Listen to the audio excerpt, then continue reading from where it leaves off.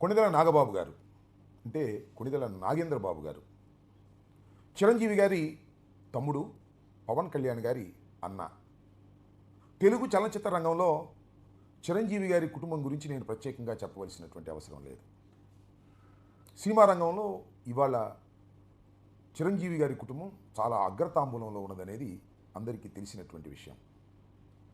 సరే, చిరంజీవి గారు, పవన్ కళ్యాణ్ గారు హీరోలుగా పనిచేశారు, పని చేస్తున్నారు. కానీ నాగేంద్ర బాబు గారు హీరోగా కాకపోయినా ప్రముఖమైన పాత్రలు పోషించి సినిమా నటుడిగా పేరు ప్రఖ్యాతులు గాంచినటువంటి వ్యక్తి. చిరంజీవి గారు ప్రజారాజ్యం పార్టీ పెట్టినప్పుడు చిరంజీవి గారికి కుడిభుజంలాగా ఉండి రాష్ట్ర వ్యాప్తంగా తిరిగి ప్రజారాజ్యం పార్టీ అభివృద్ధి కోసం ఎనలేని కృషి చేసినటువంటి వ్యక్తి కొణిదెల నాగబాబు గారు. సరే, ఆ తర్వాత రాజకీయ పరిణామాలు నేను మీకు ప్రత్యేకంగా చెప్పవలసిన అవసరం లేదు, కానీ గుర్తు చేయవలసినటువంటి అవసరం ఉన్నది.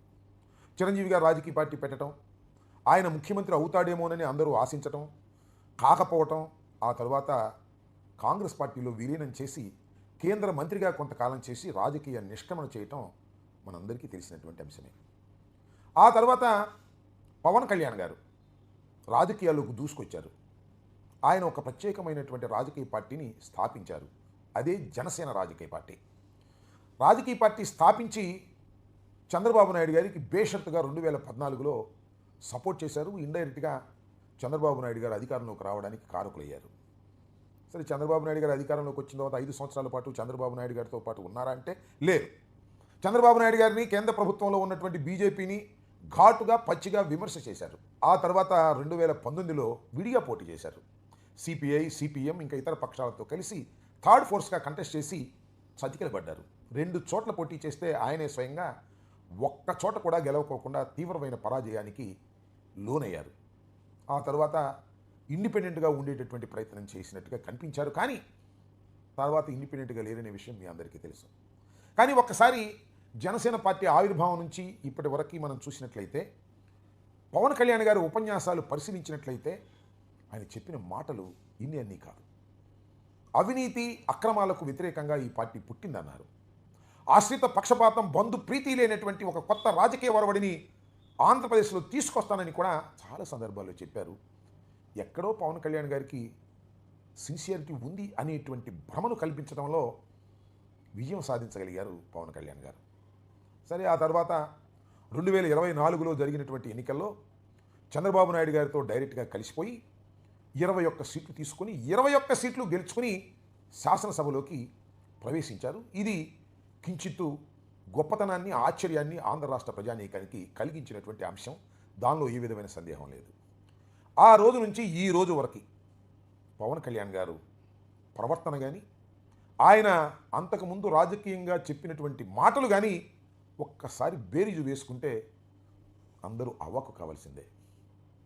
ఆశ్రిత పక్షపాతం ఉండటానికి వీల్లేదు అని చెప్పి బంధువులతోనే రాజకీయం నడిపే దశకు ఇవాళ పవన్ కళ్యాణ్ గారు రావడం కొంత ఆశ్చర్యాన్ని కలిగిస్తుంది. ఎందుకంటే ఆయన అధికారంలోకి వచ్చారు, రాష్ట్రానికి ఉప ముఖ్యమంత్రి అయ్యారు, 2 మంత్రులు తీసుకున్నారు, దానిలో మనోహరు ఉన్నారు. సరే, అతను వేరే సామాజిక వర్గం, తప్పులేదు అని అనుకున్నారు.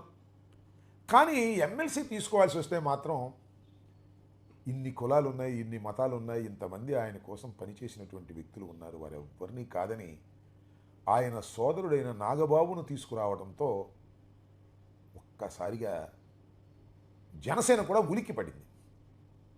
పవన్ కళ్యాణ్ గారు ఏం చెప్పారు, ఏం చేస్తున్నారు, ఏమిటి అంతా కూడా అనేటువంటి భావన కలిగి ఒక్కసారి పవన్ కళ్యాణ్ గారు డమ్మున కింద పడిపోయారు. ఇది వాస్తవం.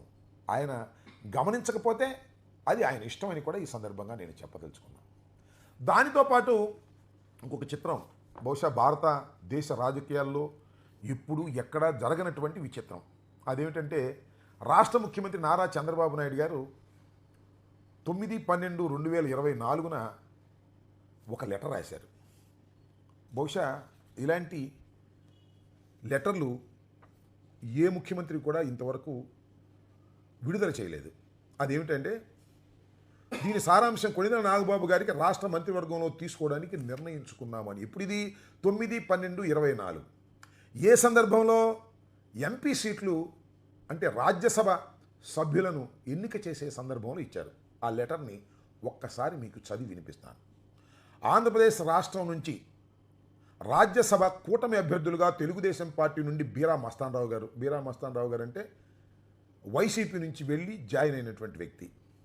అలాగే శ్రీ సానా సతీష్ గారు భారతీయ జనతా పార్టీ నుంచి శ్రీ ఆర్ కృష్ణయ్య గారు, ఈయన కూడా వైసీపీ అభ్యర్థిగా గెలుపొంది బీజేపీకి చేరినటువంటి వ్యక్తి. వాళ్ళ ముగ్గురికి ప్రకటిస్తూ జనసేన ప్రధాన కార్యదర్శి శ్రీ కొణదల నాగబాబు గారికి రాష్ట్ర మంత్రివర్గంలో తీసుకునేందుకు నిర్ణయించటమైనది అని సాక్షాత్తు నారా చంద్రబాబు నాయుడు గారు ముఖ్యమంత్రి గారు బహిరంగంగా ఈ లెటర్ రిలీజ్ చేశారు. ఇప్పటికీ 5 మాసాల నుండి 6వ మాసంలోకి ప్రవేశించారు.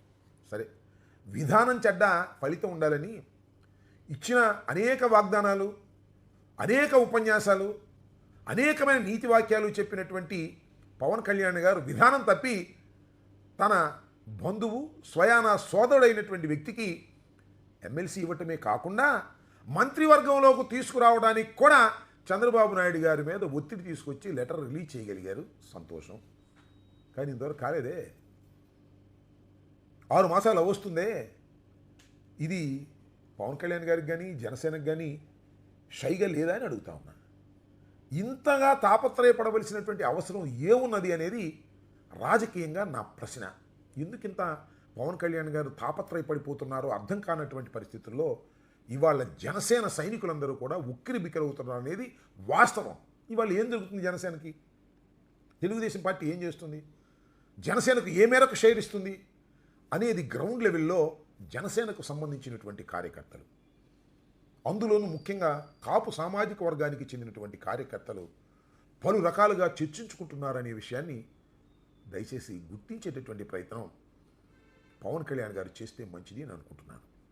ఈ సంవత్సర కాలంలో పవన్ కళ్యాణ్ గారు సాధించిందేమిటి అని అడిగితే వాళ్ళ అన్నగారికి ఎమ్మెల్సీ ఇవ్వటం అంతే తప్ప మంత్రి కూడా సాధించలేనటువంటి పరిస్థితుల్లోకి ఎందుకున్నారు అనేది ఒక్కసారి ఆత్మవిమర్శ చేసుకుంటే మంచిదని నేను భావిస్తున్నాను. ఎందుకండి చంద్రబాబు నాయుడు గారి ఇంటి ముందు దేహి అని నాగబాబు గారు మంత్రి కోసం నుంచునేటటువంటి దుస్థితికి ఎందుకు వచ్చారు? ధైర్యంగా ఎందుకు మీరు మంత్రివర్గంలో చేరలేకపోతున్నారు? అక్కడికి మంత్రివర్గంలో ఒక సీటు ఖాళీనే ఉందే, మరి దానిలో ఎందుకు కూర్చోబెట్టలేకపోతున్నారు? ఎందుకు చంద్రబాబు నాయుడు గారు కూర్చోబెట్టడానికి అంగీకరించడం లేదు? ఎందుకు ఈ కాల వ్యవధి ఇంతగా ఉంది అనేది అందరినీ ప్రశ్నిస్తున్న ప్రశ్న. కొంతమంది అయితే పాపం నాగబాబు గారు అనుకునే పరిస్థితికి జనసేన పార్టీ నెట్టబడినందుకు విచారంగా ఉందని కూడా ఈ సందర్భంగా నేను చెప్పదలుచుకున్నాను. ఇప్పటికైనా నాగబాబు గారు కానీ పవన్ కళ్యాణ్ గారు కానీ బంధు ప్రీతిని వదలి ప్రజలకు, ముఖ్యంగా జనసేన కార్యకర్తలకు ఏదైనా ఈ పవర్ ఉంది కాబట్టి పవర్ షేర్ ఇచ్చేటటువంటి కార్యక్రమం చంద్రబాబు నాయుడు గారి దగ్గర నుంచి మీరు పొందగలిగితే జనసేన కార్యకర్తలు కానీ కాపు సోదరులు కానీ సంతోషపడతారు. లేకపోతే దానికి మూల్యం కూడా ఈ కొణదెల కుటుంబం చెల్లించవలసినటువంటి అవసరం ఉంటుందని ఈ సందర్భంగా నేను చెప్పదలుచుకున్నాను.